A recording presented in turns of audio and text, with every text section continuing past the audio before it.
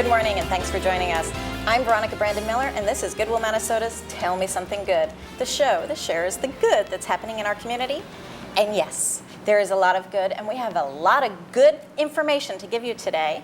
In fact, we are focusing on the Giving Challenge this year. And on the screen, just to remind you, at 11 o'clock today, tune in to WSRQ Radio and hear more of this good information, plus check out your latest Suncoast Living magazine. And again, we're going to just continue to give you good information. So when we're talking about good and talking about why you should do good, why don't we just join right in to our conversation? We are going to be focusing, like I said again, on the Giving Challenge. Giving Challenge 16, there it is. And we are partnering with the Florida Center for Early Childhood. Thanks to Cool Today and Good News Pest Solutions, they are matching your donations to Goodwill or the Florida Center during the Giving Challenge 16. And again, if you don't know what the Giving Challenge is, go on to givingpartners.org and find out more information about how you can support us and have your dollars matched. So with that, we have today, we're going to be talking about Goodwill with myself, but also Margie Genter, the Vice President of Mission Services. Can't wait to talk about what we're doing with financial literacy. And then also we have again the fabulous Michelle Moreno, who is the Vice President of Marketing for the Florida Center. And today we have the CEO, Kathryn Shea. And they're going to be talking about what they're doing with literacy. So why don't we just jump in with you guys? Okay, great. We have the Starfish Academy, and we're serving children birth until their 8th birthday through various services, as always. But our early literacy really focuses on that birth to 5 years old. And Kathryn's going to tell you a little bit more about the details. Okay. Well, the Starfish Academy is our preschool program, our early childhood education program that we have both at the Sarasota campus and at our Northport campus. And as Michelle said, we're now serving babies. We're back to serving babies, 6 weeks old up to 5 years of age. And we also have a voluntary pre-kindergarten program, or the VPK program. And I love our Starfish Academy, and I love the name because it comes from the story of the little boy who was walking on the beach, and the beach was full of starfish, and he was picking them up and throwing them one by one back into the water. And a gentleman came by and said, "Little boy, what are you doing? You can't possibly save all of these starfish." And he just looks at him and he picks one up and he goes, "No, but I can save this one," and throws it back in. And so that story for us just was really so much about what we do, saving one child at a time and saving one starfish at a time. So we're so proud of our Starfish Academy because we really are, a major emphasis is on early literacy. And we know that children in poverty in particular begin to fall way behind in reading skills. And they are way behind their peers by the time they reach 3rd grade, which puts them at great risk. So we love teaching and playing and working with our little ones and making sure that they are kindergarten ready when they leave us. So as early as 6 months, you said? 6 weeks. 6 weeks? Yes. So what do you do with 6 weeks? Well, in the early infancy, people sometimes don't realize that literacy really begins in utero, that if you begin reading to your babies in utero, they can hear sound and they can begin to pick up sounds in language. And certainly once they are born, we know that the more you have language and communication with your babies back to back, they're going to develop language skills much sooner. And sometimes in our homes, what we see is not a lot of language goes on back and forth. So our teachers talk to the babies, we're showing them emotions, they're generating emotions back, so that's helping with social emotional development. And their cognitive skills are all developing at the same time, because birth to 3 is really the first 1,000 days are the most critical in terms of brain development. Wow. Yeah. You know, I remember, and not that I have kids, but it was like a frog toy, and then it was helping with reading. Yeah. I don't see that anymore. Well, I think the push right now is we went to so many electronic kinds of games with kids that we were losing the person-to-person, the parent-to-child interaction, that there's been a real focus from the National 0 to 3 movement to get away from the electronics, put the baby in your lap, read them a story, just read them a story, talk to them, and have them experience that social interaction, because we're seeing kids, 3, 4, and 5 that don't know how to socially relate. They're just glued to their electronics, and that is not what we want to see happen, and that isn't really the best for cognitive development. Yep. And it's cheaper. I mean, you don't have to buy electronics. Just, have that communication and pick up that book. Right. It's harder because you have to spend the time to really interact with them and focus with them and play with them and get down on the floor. And it's easy to have a babysitter of an electronic thing, but that's not what's best for our kids. No. So we really promote the adult interaction with the children. That's a very high priority to us, and to make sure that there's a very secure attachment between our teachers and our children. We spend a tremendous amount of the day with them. Sometimes they're there at 7:30 in the morning, and their parents don't pick them up until 5:30 at night. So we're raising them during the day. For a large part of the time that they're awake. So that connection and that bond between the teachers and the children is really so important to us. And I'm really proud at the Florida Center. We have very highly skilled teachers and assistant teachers, and keep a very low teacher to student ratio so that they can really interact with the adults that are caring for them, so that they can have an opportunity to really learn to read and to build those relationships. And so when people invest in the Florida Center for Early Childhood, they're really investing in the ability to be able to maintain those really low numbers between, having 2 or 3 little ones for every adult in the room. Can be very important to be able to have those really high quality interactions. Yeah, absolutely. I mean, like what you're saying is, I'm doing a scenario, the single mother who has to work 2 jobs. Yep. And she's in an unfortunate situation, but she cares enough about her children. That's why she has them at the Florida Center. That's right. So, I mean, if we're saying anything, we're totally talking about the need of why the Florida Center is an establishment and does not duplicate any other services. That's correct. And I think the other thing that's so unique about our program is that it's an inclusion model classroom program, early childhood education program. So we have very typically developing children alongside children who have a variety of developmental delays or disabilities or behavioral issues. And it's so fun to just go in and watch them in the classrooms, because they don't know that anybody's different. They're just pals, they're friends, hanging out together and learning. But the typically developing children are learning compassion and empathy and differences at such a young age that can change the world in time.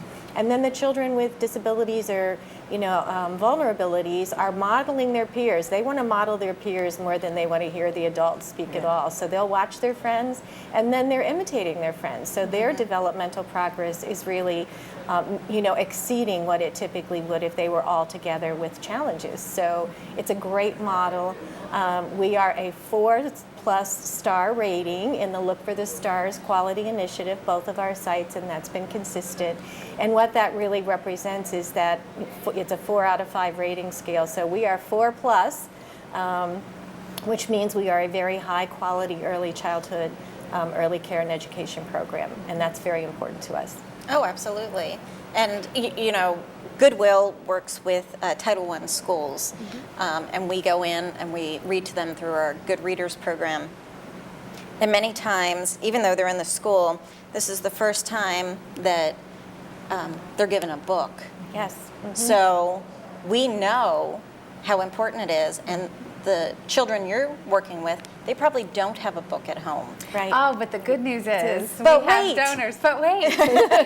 We have donors who have been very generous, and we now have this wonderful book lending. We call it lending, but if they want to keep it at home and keep it to read, that's fine, and we'd love for them to do that so that they can grow their own library at their own house. So just this week, we had a donor bring in a whole bag of books, and the kids were so excited, and part of me was really interested to see their reaction to books, because you think, oh, kids aren't aren't going to be interested. But our kids who have been with us for 2 to 3 years, the 5-year-old is who was receiving them, they really responded very positively, and we're really excited to be able to have some new books to read and to share with their Sure, friends. because you just opened their eyes to a whole new thing. Yes. You made it fun instead of, like thinking of school, oh, we got to read. But Right. actually, I mean, what you guys do is amazing. So again, I'm imploring everyone to find out more about what the Florida Center does, especially with their literacy program and their Starfish, which I absolutely love that name now. Now I get it. I love it. And, contact Kathryn or Michelle and take a tour. Go, we talk about how they're changing one child at a time, but physically go in and you can see firsthand what they're doing. That is beautiful. And you have success stories. Oh, we do. We have so many success stories. So can I tell one? Yes. So I'm going to tell this one because I was engaged with this little guy in our preschool program a couple of years ago, and I get called in when they're really a behavioral challenge. Like, I'm not really sure why, but so I went in and I observed him for a while in the classroom, and he was really having a very difficult time with self-regulation and paying attention and not being impulsive. And so I took him out and we had a little conversation, and he said, I am trying really hard. I'm trying really hard. And I said, well, that's what's really important. And so we put some special interventions in with him and got him very hooked into our Mind Up program, which is a Goldie Hawn program to help with self-regulation and to teach children mindfulness. And we do that with all the kids, but we were doing some extra with him. And so I went back to visit him about 4 weeks later, and his incidence had really gone down, and he was using his words more to calm down. And so I had a little chat with him, and I said, I'm so proud of you, and you've really learned, and you're using the strategies that we've given you, and you're doing so much better. And he goes, thanks. Have you always been this old? I'm like, okay, well, that was not what I expected. He still has a little filtering to learn, but he made so much progress in such a quick period of time just because we gave him the extra attention and the extra skill set. That those are life skills. He will need those wherever he goes and be really much more prepared and successful for kindergarten now. So Absolutely. Yeah. And our teachers are working with their parents as well. So not only are they getting support and learning while they're at school, they're also giving the tools to the parents so that parents can continue to support early literacy at home.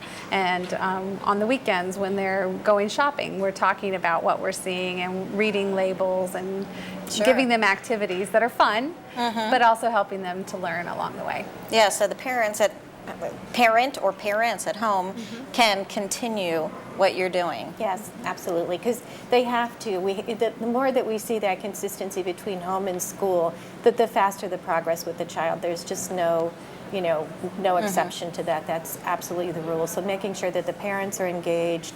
We actually have what we call the parent cafe now in our classroom in our school.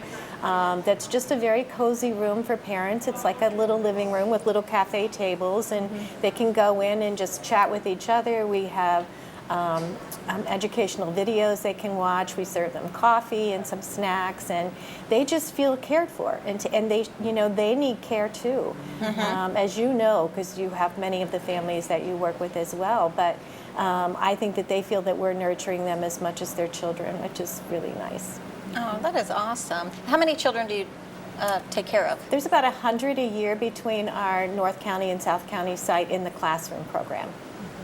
So if someone watching wants to give you $1 million, We'd say thank you. In a heartbeat. Exactly. And what can you do with extra money? Well, as Michelle said, I think that the big challenge for us over the past 3 or 4 years is that the children that are coming to us really have significant challenges, either behaviorally or developmentally. We're certainly seeing more children on the autism spectrum. I think we are now getting the 3-year-olds that were in the NICU 3 years ago with the opiate exposure. They're hitting the classrooms now, and they have a number of developmental challenges, and they really need more one-on-one attention. And so you have to watch your budget in your program, but we also need the extra skilled staff in the room. So extra money would put those extra skilled staff in the classroom so that those children had more one-on-one attention. That's awesome. So again, when you're thinking of donating during this giving challenge or any time of year, put your money where it's a true investment. So I hope that you learn something new and something good from the Florida Center and how your dollars will help provide more skilled professionals and help more children. One child at a time. Let's do 20 children at a time. Wouldn't that be great? Yes, super. So keeping on the topic of literacy, and I know you're probably saying, Goodwill, what does Goodwill do with literacy? Margie, why don't you tell us? I want to talk to you about financial literacy. How does that sound?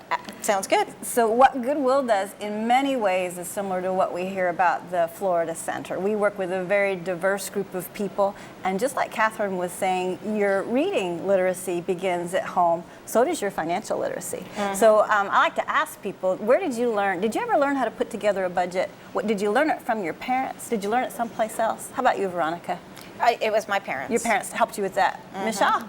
I think I had a class in college. You might have had a class in college. How about you, Kathryn? I think probably high school we had a little bit of it, but, All right. but probably not solid until All right. college. Well, some families talk about financial literacy. They're comfortable talking about money with their kids. A lot of families don't. A lot of families don't, the parents don't have the information themselves, so they don't pass it along to their kids.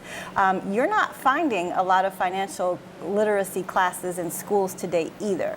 So some folks learn about financial literacy through the School of Hard Knocks. Are you familiar with that school? Yes. That's not a fun school, but it's a memorable lesson. We noticed that our team members, many of them, financial literacy is not their strong suit. And we know that in order to move ahead, they need these skills. So there are many things that are happening at Goodwill to help people obtain those financial literacy skills. Every single person at Goodwill Industries has a life coach. And one of the things a life coach does with that person is create a budget. For many people that we work with, it's the first time they've ever put together a budget, because it sounds kind of intimidating, doesn't it? It's really not that hard. You just figure out how much money you make and you figure out where you're spending your money. Many folks get a little bit of a sticker shock when they do that. They may find they're upside down. They actually spend more money than they make. Other people may be doing a good job getting their bills paid, but they have absolutely no emergency savings. And that can lead to some pretty significant hardships down the road when something happens, like the tire blows out on your car. That's an expensive thing to replace. And if you don't have emergency savings, it may be that you don't make it to work that day or the next day.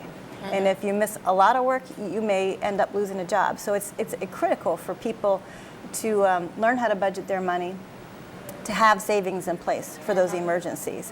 But we don't stop there. We also help people put together the budget. We talk to them about the importance of saving money. They've got that good partner coach to help them with that. We have classes. We have classes right there at Goodwill. Some of them are online and some are instructor-led. I wanted to mention, Veronica, the instructor-led budgeting class is open to the public too.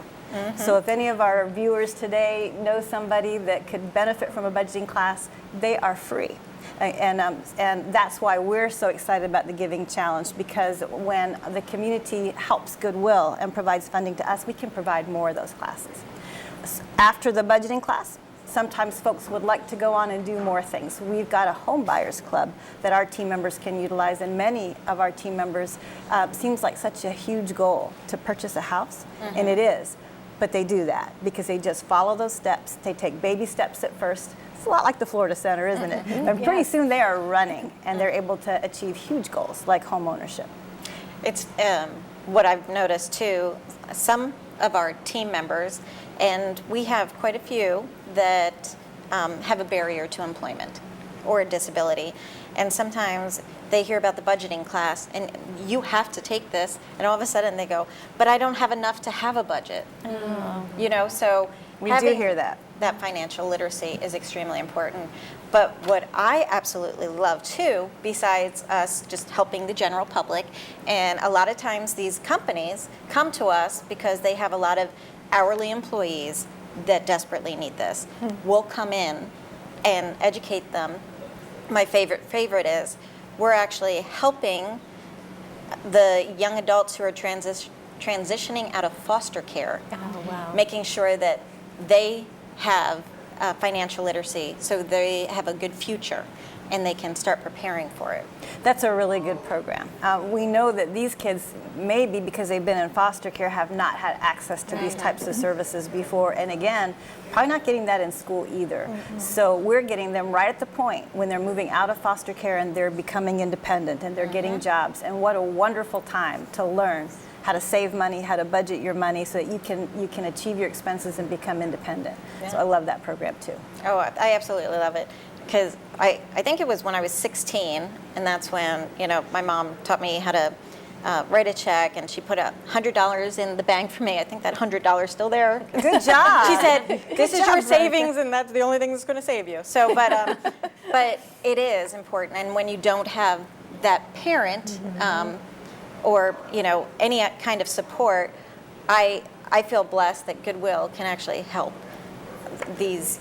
I'm calling them young adults, but we start from 13 until they start transitioning out, so we can start early. And that is the group that's transitioning out of foster care. So when you look at all the other people that we're working with, we may start at 13, but we keep going to 83 because it's never too late to start working on becoming more financially literate. So we're always providing those classes. We have other resources available to people too to help them stay away from those predatory lending traps that are out there in the community. Absolutely. Where you go and the rent to own stuff or the payday lender stuff, those are the types of financial situations you can find yourself in where you never are able to extricate yourself. So we try to teach people what to look for, where is a good place to get a TV for your living room. And wait a minute, if you can't afford one, maybe that's where your savings should come in. Maybe it would be better to do it that way than to go to a rent-to-own place where you pay a lot of money and at the end of that contract you don't own anything.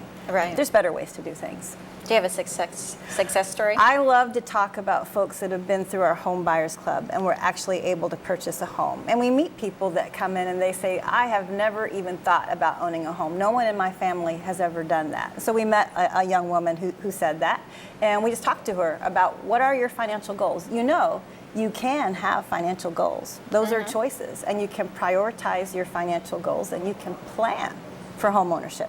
She thought about that and decided that might be a good thing to do. So the first thing we do, we pulled her credit report. And there were some issues with her credit report. There always are, right? But they're not issues that are difficult to overcome. So we helped her put a budget together so she was paying back people she owed money to. We helped her communicate with some of the other creditors where there may have been mistakes on there, or there may have been a way to negotiate or settle some of those payments. She saw her savings account begin to add up.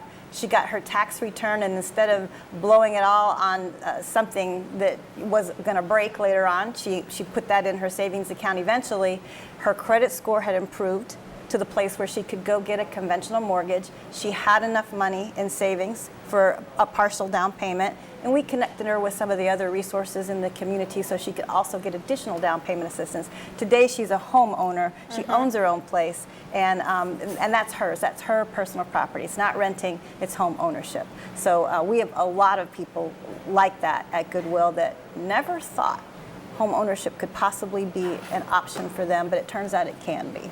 Yeah, and I know we have these stories of, the families that have kids and their dream is just to have a backyard for the kids. Right. Where it's safe to play, in a neighborhood that they like, in a home that they like. And people actually achieve those goals, Veronica. And again, when we're talking about when you want to donate to an organization that is actually improving the quality of life and saving lives, we're talking about this because what we take for granted, we understand, okay, I got to put money aside for this, pay yourself first. We know this, but we're actually working with those individuals that need that help, that no one ever sat down with them and said, hey, this is the way you should do it. Have at least $400 aside because, again, if you're missing work, you're going to lose work. You don't have a job, you don't have food on the table, you don't have a roof over your head, so you're homeless and hungry. There's a spiral, and it starts by not having that emergency savings plan. So it's those pretty critical information for people to have. Yeah. And if we had $1 million, what would we do? We could provide a lot more classes. We could hire additional case managers and serve more people. So we are so excited about the Giving Challenge and about this opportunity for people in the community to match their donation, because this is the best time of year. If you're going to donate to an organization that you love, this is the time where you're really going to have the biggest impact. So we're excited about that Giving Challenge coming up too. Absolutely. And again, I implore people to come for a tour to Goodwill. You know, if you're going to invest money, you really want to know how you're making a difference. So come check out the Florida Center, check out Goodwill. Go to experiencegoodwill.org and you can find out how to reach us, but also go on experiencegoodwill.org and thefloridacenter.org on September 20th and 21st, noon to noon, and that's when you can find out how to donate to us and have your dollars matched. And I want to give another shout out to Cool Today and Good News Pest Solutions, because they are helping our campaign, which we're calling Be Cool, thanks to Cool Today, and Do Good, thanks to Good News Pest Solutions, because they want you to be the one. And I definitely want to say this Giving Challenge is presented by the Community Foundation of Sarasota County with the giving strength of the Patterson Foundation, as well as the Manatee Community Foundation, the John S. and James L. Knight Foundation, the William G. and Marie Selby Foundation, and the Herald Tribune Media Group. Because of these individuals, they can help match your dollars. Good News, Pest Solutions, and Cool Today can match your dollars. Why would you not want to give to these two wonderful organizations, right? Right. A gift of $25 can easily become $100. Easily. I would like that. I mean, who wouldn't want that? It's a great return on your investment. Why go to Vegas? Good question. Just donate during the Giving Challenge. And again, I mean, what we're doing is saving lives.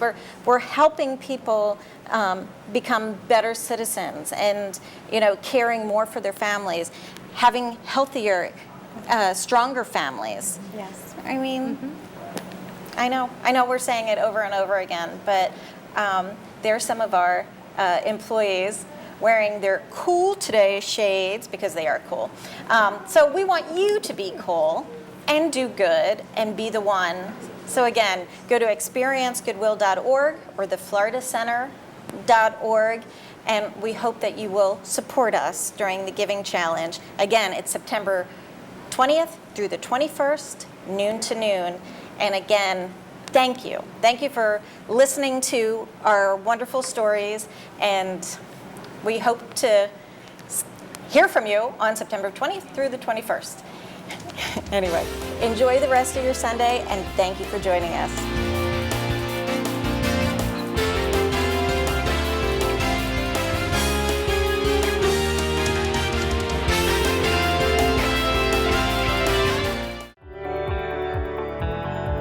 Will look great on you. Every time you shop here, you have the power to change lives. Does she work here? No, she's just a proud supporter of Goodwill.